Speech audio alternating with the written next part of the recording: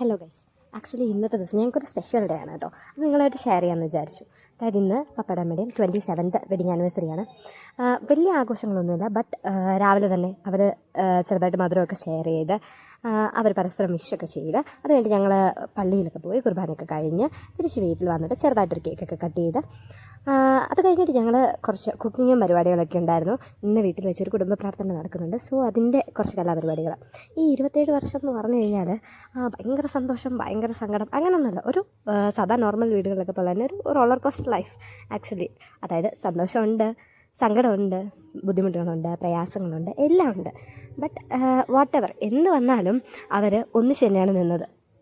മിക്ക കാര്യങ്ങളും അവർ ഒന്നിച്ച് തന്നെയാണ് തീരുമാനം എടുത്തിട്ടുള്ളത്. പിന്നെ പ്രാർത്ഥനയൊക്കെ കഴിഞ്ഞിട്ട് ഫുഡ് അടിയിലോട്ട് കടന്നു. ഫുഡ് അടിയാണല്ലോ മെയിൻ.